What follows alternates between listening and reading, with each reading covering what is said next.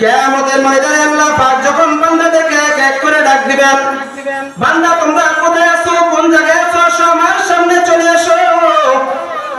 তখন এই দক্ষিণ চোরবাগা তালিমুল কোরআন কারিমিয়া মাদ্রাসার যে ছাত্ররা ছিল, এখানে যারা কোরআন শিখতেছে, যারা কোরআন শিখাইতেছে, ওই দিন এক এক করে আল্লাহর দরবারে যখন মানুষগুলো হাজির হইতে থাকবে, তখন এক এক করে ছাত্রদেরকে আল্লাহ তাআলা বলবে, ও কোরআনের হাফেজ, ও আলিমের হাফেজ, ও হাদিসের হাফেজ, তুমি একটা একটা করে আয়াত তেলাওয়াত করো। আর তোমার জন্য যে জান্নাতের মাকাম রাখা হয়েছে, তুমি এটার উপর আরোহণ করো, এবং তোমার জন্য যে জান্নাত নির্ধারণ করা দেওয়া হয়েছে, তুমি সেই জান্নাতের ভিতরে তুমি ভ্রমণ করতে থাকো। মাদ্রাসার হাফেজ সাহেবরা ডেকে বলবে, ওস্তাদরা ডেকে বলবে, ও আল্লাহ, আপনি দুনিয়াতে ওয়াদা করেছেন যারা মাদ্রাসার জন্য মেহনত করেছে, যারা মাদ্রাসার জন্য কষ্ট করেছে, যারা মাদ্রাসা দান খয়রাত করেছে, যারা মাদ্রাসার রক্ষণাবেক্ষণ করেছে, আল্লাহ আজকে দুনিয়াতে আপনি আমাদেরকে একটা ওয়াদা দিয়েছেন যে তারা মাদ্রাসায় মেহনত করার কারণে আপনি তাদেরকে আমাদের জান্নাতে যাইতে দিবেন। আমরা আজকে তাদেরকে ছাড়া জান্নাতে যাইব না। আল্লাহ, আজকে আপনি আমাদের ওই কমিটিদেরকে খোঁজেন যারা এই তালিমুল কোরআন মাদ্রাসার জন্য মেহনত করেছে, আজকে এই মাহফিলের জন্য যারা মেহনত করেছে, এই মুজিবনগর হাফিজিয়া মাদ্রাসার জন্য যারা মেহনত করেছে, আল্লাহ আজকে আপনি তাদেরকে আমাদের সামনে হাজির করে দেন। ও আল্লাহ, আজকে আমরা এই মুরাদ মাঝিকে ছাড়া, আমরা খোকন মাঝিকে ছাড়া, আমরা সালমান ভাইকে ছাড়া, আমরা এই নূর হোসেন হুজুরকে ছাড়া আমরা আজকে জান্নাতে যাব না। তরিকুল ইসলাম হুজুরকে ছাড়া, আমরা খলিল হুজুরকে ছাড়া আমরা জান্নাতে যাব না। আল্লাহ, দুনিয়াতে থাকাকালীন আমরা যখন কোরআন পড়েছি, আপনি কোরআনের ভিতরে ওয়াদা করেছেন, বান্দা দুনিয়াতে তোমাদের সাথে আমি যা যা ওয়াদা করেছি আমি তোমাদেরকে জান্নাতে পূরণ করব। নবী করিম সাল্লাল্লাহু আলাইহি সাল্লাম বলে, যে ব্যক্তি একমাত্র খালিস নিয়তে আল্লাহর জন্য এবং রাসূলকে খুশি করার জন্য কোরআন পড়বে, এই অনুযায়ী আমল করবে, ছাত্র শিক্ষককে আল্লাহ তাআলা জান্নাত দান করবে। আল্লাহ তাআলা কেমন জান্নাত দান করবে? আল্লাহ তাআলা বলেন, এই দুনিয়ার 10 দুনিয়া সমান ছোট্ট একটা জান্নাত হবে। এই জান্নাত দেওয়া হবে একজন হাফেজ সাহেবকে, আর তার সাথে কমপক্ষে 10 জন মানুষকে জান্নাতে দেওয়া হবে। ওই দিন আপনাকে আমাকে এলাকার ভিতরে খুঁজবে, ওই দিন হাফেজ সাহেব আপনাকে আমাকে খুঁজবে, ওই দিন খলিল হুজুর আমাকে আপনাকে খুঁজবে, তরিক হুজুর আমাকে আপনাকে খুঁজবে। হায় হায়, আমি মাদ্রাসায় চাকরি করছি, 1 কেজি চাউল এই ব্যক্তি মাদ্রাসার জন্য দান করছে, মাহফিলের জন্য 500 টাকা দান করছে, মাহফিলের জন্য 1000 টাকা দান করছে। আল্লাহ, আজকে এই ব্যক্তিকে ছাড়া আমরা জান্নাতে যাব না, বলেন সুবহানাল্লাহ। এই জন্য উচিত হলো যে এই জান্নাতের বাগান আমরা সবসময় পাবো না। এই জন্য উচিত হলো আমরা এখনো যা এদিক সেদিক ঘোরাফেরা করতেছি, আমরা ময়দানে চলে আসি। আমি একটা আয়াত তেলাওয়াত করছি, লা ইন শাকারতুম লা আযীদান্নাকুম ওয়া লা ইন কাফারতুম ইন্না আযাবি লাশাদীদ। আল্লাহ তাআলা বলে, বান্দা তোমাকে দুনিয়াতে যা কিছু দেখো, চন্দ্র দেখো, সূর্য দেখো, যত নক্ষত্র দেখো, গাছপালা দেখো, পশু পাখি দেখো, গাছপালা যা কিছু দেখো, এই যে সুন্দর সুন্দর নারীকে আমি আল্লাহ তাআলা দান করছি, সুপারি দান করছি, নদীর মাছ দান করছি, পুকুরের মাছ দান করছি, মিঠা পানি আমি তোমার জন্য দান করছি। বান্দা এগুলো আমি কিছুই ভোগ করবো না, বান্দা এগুলো একমাত্র আমি তোমার জন্য দান করছি, বানাইছি। ইয়া আইয়ুহান নাস উবুদু রাব্বাকুমুল্লাযী খালাকাকুম। বান্দা তুমি আর সব কিছু তুমি ভোগ করো, তবে আমি আল্লাহ তাআলা তোমাকে একটা উদ্দেশ্য করে বানাইছি, সেটা হলো ইয়া আইয়ুহান নাস উবুদু রাব্বাকুমুল্লাযী খালাকাকুম। বান্দা তুমি শুধু আমার ইবাদত করবা, তুমি শুধু আমার ইবাদত করবা। এজন্য আজকে আমাদের উচিত হলো আমরা একমাত্র আল্লাহ তাআলার ইবাদত করব। আল্লাহ তাআলার ইবাদত ছাড়া আমাদের দুনিয়াতে আর কোনো কাজ নাই। চন্দ্র দেখেন, সূর্য দেখেন, দুনিয়ার যত বড় বড় নক্ষত্র দেখেন, গাছপালা দেখেন, নদীর সুন্দর সুন্দর ইলিশ মাছ দেখেন, এগুলো একমাত্র আল্লাহ তাআলা আমার জন্য আপনার জন্য বানাইছে। আর আল্লাহ কোরআনে বলে, বান্দা তোমাকে একমাত্র বানাইছি আমার ইবাদত করার জন্য। অথচ এখন দেখা যায় আজকে মাহফিল চলতেছে, আল্লাহ কিছু প্রিয় বান্দারা দেখা যায় এখনো দোকানে বসে বসে সিগারেট টানতেছে, বিড়ি টানতেছে, নেশা করতেছে, অথচ এখান দিয়া এত বড় একটা অফার চলে যাইতেছে, আমরা এখন এখানে বসতে পারতেছি না। আমি মনে করি আসরের পরে বয়ান করতেছে, আমি এশারের পরে বসবো, আমি এশারের পরে প্রধান বক্তা আসবো, ওই সময় বসবো। হ্যাঁ ভাইজান, ও দি ভাই, আপনি কিভাবে বসতেন যে প্রধান বক্তা আসা পর্যন্ত আপনার হায়াত থাকবে? আপনি কিভাবে বসতেন যে মাগরিবের পরে বক্তা বসা পর্যন্ত আপনার হায়াত থাকবে? এমন তো হইতে পারে 1 সেকেন্ডের ভিতরে আপনার হায়াত চলে যেতে পারে। এই জন্য আল্লাহ তাআলা বলতেছে, যে ব্যক্তি আমার শুকরিয়া আদায় করবে, লা ইন শাকারতুম লা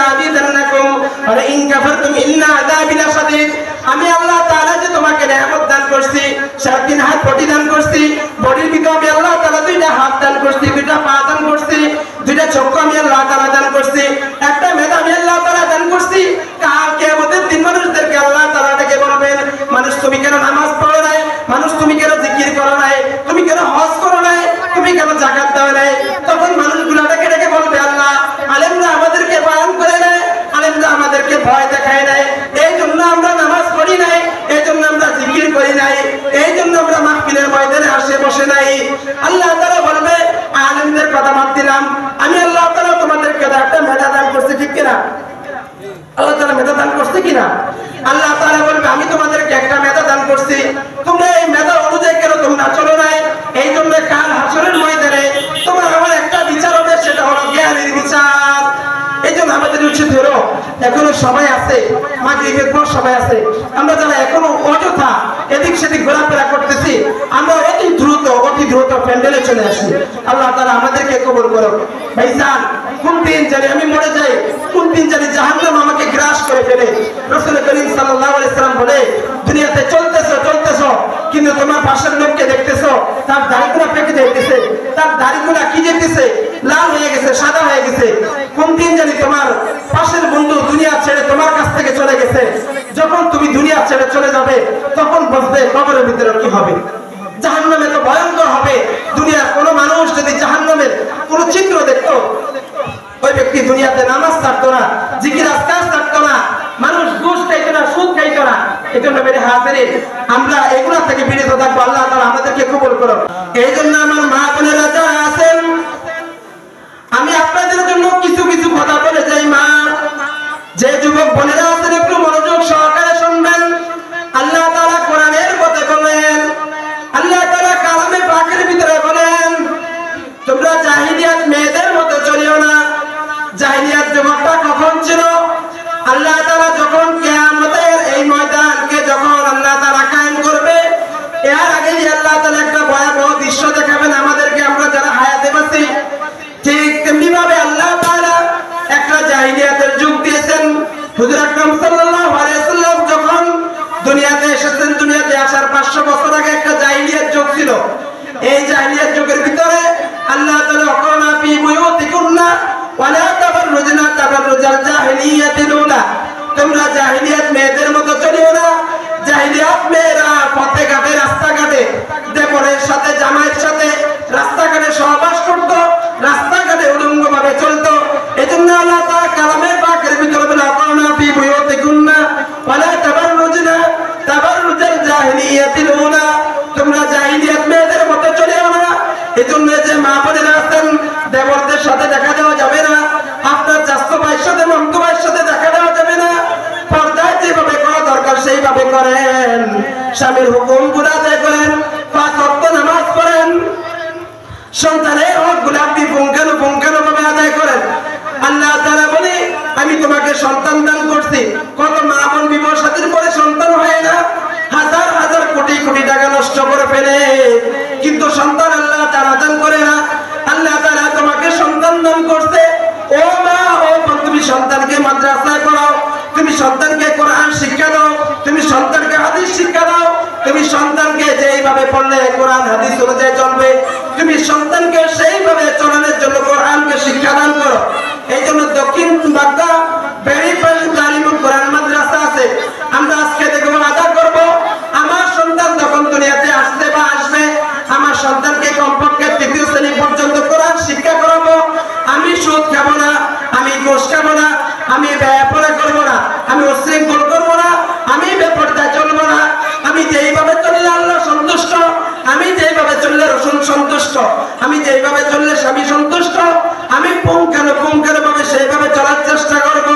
মা বোনদেরকে বলি, বুক ফিট দেখে রাস্তাঘাটে চলিয়েন না, বুক ফিট দেখে মার্কেটে ঘুরিয়েন না। বুক ফিট দেখে আপনি রাস্তাঘাটে চললে আপনার মান সম্মান যাবে, বুক ফিট দেখে চললে আপনার দুনিয়ার যে ইজ্জত আছে এটা চলে যাবে। আপনি যখন বাজার ঘাটের ভিতরে যাবেন, আপনি যখন দুনিয়ার ভিতরে বাজার ঘাটের ভিতরে চলাফেরা করবেন, আপনি যখন দুনিয়ার আলিশান ভিতরে চলবেন, আল্লাহ তাআলা তখন ফেরেশতাদের মাধ্যমে বলবে, ও ফেরেশতারা দেখো, আমার এই বান্দিকে তুমি নিশ্চিহ্ন করে রাখো, এই বান্দি বান্দিকে অবশ্যই অবশ্যই জাহান্নামে একদিন হলেও রাখবো। কেন? সে তার স্বামীর হক আদায় করে না, ছেলে সন্তানের হক আদায় করে না, স্ত্রী পুত্রদের হক আদায় করে না। এই বান্দিকে আমি আল্লাহ তাআলা একদিন হলো জাহান্নামের ভিতরে আমি আল্লাহ তাআলা প্রেরণ করবে। ও ফেরেশতারা, তোমরা লিখে রাখো, এই বান্দিকে তোমরা চিহ্নিত করে রাখো। এ সুদ খেয়েছে, এ পর পুরুষকে চুল দেখিয়েছে, এ পর পুরুষকে বুক ফিল দেখা চলছে। আজকে বর্তমান জমানায় দেখা যায় আমরা নামাজ পড়ি, আমরা রোজা রাখি, আমি বড় বড় হজ করি, আমি উমরা করি, অথচ আমি টিভি দেখা বন্ধ করি না, আমি সিরিয়াল দেখা বন্ধ করি না, আমি সুদের টাকা গুনতে ভুল করি না, আমি নামাজ পড়ি কিন্তু ইমামের বিরোধিতা করি, আমি নামাজ পড়ি মুয়াজ্জিন সাহেবের বিরোধিতা করি, আমি নামাজ পড়ি খতিব সাহেবের বিরোধিতা করি, আমার সন্তান মাদ্রাসায় পড়ে আমি ওস্তাদের বিরোধিতা করি, আমার সন্তান মাদ্রাসায় পড়ে আমি কমিটিদের বিরোধিতা করি, আমি মসজিদে নামাজ পড়ি, কমিটিদের আমি বিরোধিতা করি। তবে হ্যাঁ, বর্তমান সময়ে কিছু কুলাঙ্গার কমিটি আছে যারা সুদ খায়, ঘুষ খায়, যারা সবসময় উলঙ্গ বেহাপনা নারীদের সাথে চলাফেরা করে। আজকে জমানার ভিতরে, আজকে সমাজের ভিতরে তাদেরকে মসজিদের কমিটি দেওয়া হয়, আজকে সমাজের ভিতরে তাদেরকে মাদ্রাসার কমিটি দেওয়া হয়। এজন্য যারা কমিটিদেরকে চিহ্নিত করবে, যারা মাদ্রাসার কমিটিদেরকে চিহ্নিত করবে, আমরা যারা মসজিদের কমিটি দিব, আমরা একটা দিক থেকে খেয়াল রাখতে হবে, মসজিদের কমিটি আমি এমন বানাইতে হবে, মাদ্রাসার কমিটি আমি এমন বানাইতে হবে, ইমাম সাহেব যখন না থাকবে তখন কমিটি যেন আজান দিতে পারে, ইমাম সাহেব যখন না থাকবে তখন যেন ইমামতি করতে পারে। অথচ এলাকার ভিতরে যত বড় চোর, যত বড় গুন্ডা, যত বড় বাটপার আছে, আমরা আজকে তাদেরকে কমিটির ভিতরে বসে দেই। সে নারীদের সাথে উলঙ্গ ছবি দেখে, নারীদের সাথে চলাফেরা করে, সুদ খায়, ঘুষ খায়, গাঁজা খায়, মদ খায়, ইয়াবা খায়, হেরোইন খায়। আজকে আমরা তাদেরকে কমিটি বানিয়ে দেই। এই জন্য যে কমিটি এমন থাকবে, সেই মসজিদ দিয়ে কোনো লাভ হবে না, মাদ্রাসা দিয়ে কোনো লাভ হবে না। এই জন্য আমি আজকে বলে যাই, ভাইজান, আপনি কত কষ্টে, আপনি অনেক মেহনত করে ছেলেকে মাদ্রাসায় পড়াইতেছেন, মসজিদে নামাজ পড়তেছেন, ইমামের বিরোধিতা করা যাবে না। সন্তান যেখানে মাদ্রাসায় পড়ে এটার বিরোধিতা করা যাবে না। সন্তান যেখানে পড়ে ওস্তাদকে মেহনত করতে হবে, মহাব্বত করতে হবে। মসজিদের ইমামকে বল দেওয়া যাবে না। আউয়ালুন নাস আউয়ালুন নাস, রাসূল করিম সাল্লাল্লাহু আলাইহি ওয়াসাল্লাম বলে, দুনিয়াতে আল্লাহ তাআলা সর্বপ্রথম আদম আলাইহিস সালামকে সৃষ্টি করেছেন। আদম আলাইহিস সালামের ভুল হয়েছে, এই জন্য কিয়ামত পর্যন্ত যত মানুষ আসবে সমস্ত মানুষগুলা ভুল করতে করতে করতে করতে দুনিয়া থেকে যাবে। এই জন্য আমার আপনার ভুল থাকবে, আমি আপনি ভুলগুলা সংশোধন করতে হবে। ইমামের ভুল থাকবে, ইমামকে একান্ত বলতে হবে। মুয়াজ্জিন সাহেবের ভুল থাকবে, তাকে একান্ত বলতে হবে। তাকে মানুষের সামনে অপমান করা যাবে না, ওস্তাদকে মানুষের সামনে অপমান করা যাবে না। এদিকে আমাদের খেয়াল রাখতে হবে। আমি যদি ওস্তাদকে যদি অপমান করি, আমার সন্তান কখনো আলেম হবে না, হাফেজ হবে না। আমি যদি ইমাম সাহেবকে আমি যদি অপমান করি, আমার নামাজগুলা ঠিক মতো আদায় হবে না। কারণ আমি যে নামাজ পড়তেছি, আমি যে সিজদা করতেছি, এই সিজদার ভিতরে, এই নামাজের ভিতরে একমাত্র আমাকে রক্ষণাবেক্ষণ করতেছে, আমার পুরো ধারবার নিয়েছে একমাত্র ইমাম সাহেব। আমি যদি যোগ্য হইতাম, আমি ইমামতি করতাম। হ্যাঁ, আমি আজকে কোরআন শিখতে পারি নাই, হাদিস শিখতে পারি নাই, এই জন্য আজকে আমি ইমামের ভুল ধরা যাবে, আমি ইমামের মুয়াজ্জিন সাহেবের ভুল ধরা যাবে না। এই জন্য আমার আপনার খেয়াল রাখতে হবে, ইমাম হলো আমার আপনার মাথার তাজ, মুয়াজ্জিন সাহেব আমার আপনার মাথার তাজ, আমার ছেলে সন্তানের যে ওস্তাদ থাকবে তারা হলো মাথার তাজ। এই জন্য আমরা আজকে থেকে ওয়াদা করব, ইমামের বিরোধিতা করা যাবে না, ওস্তাদদের বিরোধিতা করা যাবে না, মাদ্রাসাকে ভালোবাসতে হবে। আজকে এই মুজিবনগরের মানুষ কত বড় ভাগ্যবান, তাদের এলাকার ভিতরে একটা মাদ্রাসা হয়েছে, তাদের এলাকার ভিতরে একটা কি সুন্দর একটা মনোরম পরিবেশ হয়েছে। আল্লাহ তাআলা যেন এই মাদ্রাসাকে কবুল করে, আমরা সবাই বলি আমিন। আমাদের উচিত হলো, আমরা যারা এখনো এই মাদ্রাসা নিয়ে বিরোধিতা করতেছি, এই মাদ্রাসা নিয়ে আমরা এখনো পড়ে আছি, আমরা এই মাদ্রাসার পিছনে যারা এখনো লেগে আছি, আমাদের উচিত হলো সামনের জীবনটা কিভাবে ভালো করা যায়। ও মেরে হাজিরিন, আজকে ছেলে সন্তানের জন্য এত হাজার হাজার টাকা কমে করে রেখে যাইতেছেন, ছেলে সন্তানের জন্য কোটি কোটি টাকা রেখে যাইতেছেন। আপনি যখন মারা যাবেন তখন ছেলে সন্তানগুলা বলবে, ইমাম সাহেব তাড়াতাড়ি আমার মামাকে কবর দিয়ে ফেলেন, ও ইমাম সাহেব তাড়াতাড়ি আমার মাকে কবর দেওয়ার ব্যবস্থা করেন। কেন এই দুনিয়াতে আমি লাশ দেখলে ভয় পাই।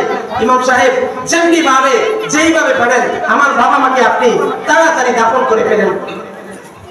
অথচ মেরে হাজিরিন, আজকে এই ছেলে সন্তানের জন্য সুদ চাইতেছেন না, ঘুষ চাইতেছেন না, হালাল চাইতেছেন না, হারাম চাইতেছেন না, সবসময় বেহায়াপনা করেন, সবসময় গুনার কাজ করেন, সবসময় গুনার ভিতরে লিপ্ত থাকেন। এই অবস্থায় ছেলে সন্তানের জন্য আপনি টাকা কামাই করতেছেন, অথচ এই ছেলে সন্তান কাল কিয়ামতের দিন আমার জন্য আপনার জন্য কাল সাফ হয়ে দাঁড়াবে। কিভাবে কাল সাফ হয়ে দাঁড়াবে? আপনাকে যখন আমাকে যখন জান্নাতের ভিতরে আল্লাহ তাআলা বলবে বান্দা যাও জান্নাতের মধ্যে যাও, পিছন থেকে বান্দা ডাক দেবে, আল্লাহ তাআলা ডাক দিয়ে বলবে ইয়া আব্দি, ও বান্দা যাও জান্নাতের ভিতরে একটু পরে যাও, এদিকে আসো, আমার কাছে আসো। আপনি যখন যাবেন, যাওয়ার পরে দেখবেন আপনার সন্তান দাঁড়িয়ে আছে, আপনার মেয়ে দাঁড়িয়ে আছে, আপনার স্ত্রী দাঁড়িয়ে আছে, আপনার মা দাঁড়িয়ে আছে।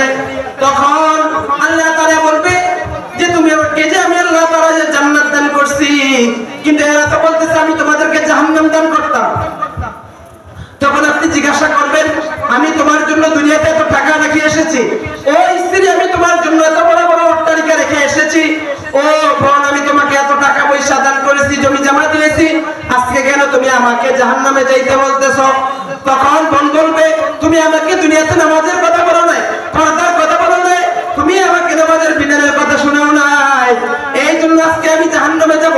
ও আল্লাহ, আজকে যদি আপনি যদি আমাকে যদি জাহান্নাম দান করেন, তাহলে সর্বপ্রথম আপনি আমার এই বাবাকে, আপনি আমার এই ভাইকে, আপনি আমার এই স্বামীকে, আপনি আমার এই বড় সন্তানকে জাহান্নাম দেন। জাহান্নামের চৌরাস্তায়, জাহান্নামের চৌকাঠের ভিতরে আপনি তাকে ফালান, তাকে ফালানোর পরে আমি তাকে ছোটে ছোটে ছোটে ছোটে জাহান্নামের ভিতরে যাব। আল্লাহ আপনি যদি আজকে যদি তাকে জাহান্নাম যদি না দেন, আল্লাহ আপনি আমাকে জাহান্নাম দিতে পারবেন না। এজন্য আমি আপনি হাজার হাজার টাকা কামাই করি, লক্ষ লক্ষ টাকা কামাই করি, আমি আপনি কোটি কোটি টাকা কামাই করি, কোন কাজে আসবে না। আমি আপনি যদি নেককার ছেলের সন্তান দেখে যাইতে না পারি, আমি আপনি যদি কোরআনের সন্তান দেখে যাইতে না পারি, এমন সন্তান দেখে যাব সেই সন্তান আমার আপনার জন্য দোয়া করবে, রব্বি হাবলি মিনাস সালিহিন, রব্বি হাবলি মিনাস সালিহিন, রব্বি রহমহুমা কামা রাব্বায়ানি সগীরা। আল্লাহ দুনিয়াতে পিতামাতা আমাকে এত কষ্ট করে লালন পালন করছে, আল্লাহ দুনিয়াতে পিতামাতা আমার জন্য এত কষ্ট করছে, ও আল্লাহ পিতামাতাকে কবরের ভিতরে কেমন আছে জানি না, আল্লাহ আপনি আমার পিতামাতাকে মাফ করে দেন, পিতামাতার কবরের আযাবকে মাফ করে দেন, পিতামাতার জাহান্নাম থেকে আপনি জান্নাত দান করেন, পিতামাতার গুনাহগার খাতা থেকে আপনি জান্নাতের ভিতরে নামটা উঠিয়ে দেন। এমন ছেলে সন্তান যদি আপনি যদি দুনিয়াতে রেখে যাইতে পারেন, আপনার নসিব অনেক ভালো, আপনার কপাল অনেক ভালো। আপনার সন্তানের জন্য যদি টাকা রেখে যান, এই সন্তান যদি টাকা দিয়ে ইয়াবা খায়, এই সন্তান যদি টাকা দিয়ে যদি বিড়ি খায়, এই সন্তান যদি টাকা দিয়ে যদি নেশা করে, তাহলে যতটুকু পরিমাণ গুনাহ হবে এই গুনার ভাগীদার আপনার আমার হতে হবে। এই জন্য মেরে হাজিরিন, যারা বাবা আছেন, যারা বড় ভাই আছেন, আমি মা বোনদেরকে বলে যাই আজকে থেকে ছেলে সন্তানগুলোকে কোরআন শিক্ষা করান। কেননা বর্তমান যুগের ভিতরে দেখা যায় কোরআন শিক্ষা না করাইলে মা সন্তানকে হত্যা করে ফেলে, সন্তান মাকে হত্যা করে ফেলে, সন্তান বাবাকে হত্যা করে ফেলে। এই জন্য আমার আপনার উচিত হলো, আমার আপনার কর্তব্য হলো আমি আপনি সন্তানকে দিনী শিক্ষা শিক্ষিত করব। আমার আপনার যে আশেপাশে দেখা যায় দক্ষিণ বাংলা বেরির বাহির তালিমুল কোরআন মাদ্রাসা আছে, এই মাদ্রাসা আমার আপনার জন্য নজিরা হতে পারে, রহমতের সামিয়ানা হতে পারে। এই জন্য আমার আপনার উচিত হলো এই তালিমুল কোরআন মাদ্রাসা যদি সন্তান পারি সন্তান দিব, টাকা পারি টাকা দিব, আমি শ্রম পারি শ্রম দিব, বুদ্ধি পরামর্শ যা পারি আমি সকল কিছু দিব। আল্লাহ তাআলা যেন এই বিনিময় সদকায়ে জারি হিসাবে এই এলাকার মানুষগুলোকে আল্লাহ যেন কবুল করে নেয়। আর বেশিরভাগ দেখা যায় যারা ছেলে সন্তানকে কোরআন শিক্ষা করে না, হাদিস শিক্ষা করে না, তাদের ছেলে সন্তানগুলা যখন বৃদ্ধ হয়ে যায় মা বাবা তখন বৃদ্ধাশ্রমে রেখে আসে, তখন তাদের পিতামাতা তাদের জন্য বদদোয়ার দোয়া করতে থাকে। পিতামাতা যদি দুনিয়াতে আপনার উপর সন্তুষ্ট না হয়, পিতামাতা যদি দুনিয়ার ভিতরে যদি আপনার উপরে যদি কেলেঙ্কারি হয়ে থাকে, পিতামাতা যদি দুনিয়াতে যদি শব্দ করে যদি আওয়াজ করে, কাল কিয়ামতের দিন আপনার জন্য জান্নাত হারাম হয়ে যাবে। এই জন্য মা আপনার জন্য কত কষ্ট করেছে, বাবা আপনার জন্য কত কষ্ট করেছে, মা কত গুণকে হারাম করে দিয়েছে, বাবা কত গুণকে হারাম করে দিয়েছে। আজকে আপনি যখন বড় হয়েছেন, মা যখন বলে মোবাইল চালানো লাগবে না, বাবা যখন বলে মোবাইল চালানো লাগবে না, তখন আপনার মেজাজ 100তে 100 হয়ে যায়। আপনি পিতামাতার সাথে অন্যায় করে ফেলেন, আপনি পিতামাতা কথা বলে ফেলেন, আপনি পিতা মাতার সাথে মুখে মুখে তর্ক করেন, বাবার গায়ে অনেক সময় হাত উঠে ফেলেন। এই জন্য যে যুবক ভাইরা আজকে আমি যুবক ভাইদেরকে, যুবতী বোনদেরকে বলবো, তোমাকে যতক্ষণ পর্যন্ত বিবাহ শাদী না দিবে, যতক্ষণ পর্যন্ত তুমি জামাই বাড়িতে না যাবা, ও বোন, তুমি তোমার বাবার আন্ডারে থাকবা, মার আন্ডারে থাকবা, পরকীয়ার ভিতরে লিপ্ত হয় না। এই দুনিয়ার ভিতরে পরকীয়া করতে গিয়ে কত মেয়ে জীবনে ধ্বংস হয়ে গেছে, কত যুবক জীবনে ধ্বংস হয়ে গেছে, পিতামাতার পদ্ম নিতে নিতে নিতে নিতে কবরে চলে গেছে। এই জন্য পিতামাতাকে আমরা মনে কষ্ট দিব না। যে মা বোনেরা আছেন, আপনার সন্তানগুলোকে এমন ভাবে লালন পালন করেন যাতে কাল কিয়ামতের দিনে সন্তান নিয়ে আপনি জান্নাতে যাইতে পারেন, যাতে সন্তান নিয়ে আপনি হাসরের ময়দানে উঠতে পারেন। আল্লাহ, দুনিয়াতে টাকা রেখে আসতে পারি নাই, জান্নাতকে করতে পারি নাই, তবে তুমি আমাকে দুনিয়াতে আব্দুর রহমান নামে, আব্দুল্লাহ নামে একটা সন্তান দান করছো। আমি সন্তানকে কোরআন শিক্ষা দিয়েছি, আমি সন্তানকে হাদিস শিক্ষা দিয়েছি, আমি সন্তানকে সন্তানের মতো সন্তান করেছি। ও আল্লাহ, আমার সন্তান আজকে ইমামতি করতেছে, আমার সন্তান আজকে মুয়াজ্জিনি করতেছে, আমার সন্তান আজকে কোরআন পড়তেছে। আল্লাহ, আপনি যদি চান এই উসিলা করে আজকে আমাকে মাফ করে দিতে পারেন। আল্লাহ যদি চায় মাফ করতে পারে না? আল্লাহ যদি চায় আমাদেরকে মাফ করতে পারে না? এই জন্য আল্লাহ তাআলা বলতেছেন, দুনিয়ার ভিতরে আমি তোমাকে মায়া করে এত সরল সন্তান দান করছি। দেখবা কত মানুষ, কত এমপি মন্ত্রীরা আছে, তাদের ছেলে সন্তান নাই, কত এমপি মন্ত্রী আছে আল্লাহ তাআলা তাদেরকে সন্তান দান করে না। অথচ গরিবের ঘরে দেখা যায় ভাত নাই, ঠিক মতন ভাত খাইতে পারে না, কিন্তু তারা ছেলে সন্তান দান করছে। এজন্য আমার আপনার উচিত হলো ছেলে সন্তান গুলাকে কোরআন শিক্ষা দেব। আর আমরা যারা যুবক বাইরে এদিক সেদিক ঘোরাফেরা করতেছি, মা বাবার মনে কষ্ট দিও না। মা বাবা যদি তোমার মনে যদি একবার যদি কষ্ট নেয়, তোমার জন্য জান্নাত হারাম হয়ে যাবে, জাহান্নাম ওয়াজিব হয়ে যাবে।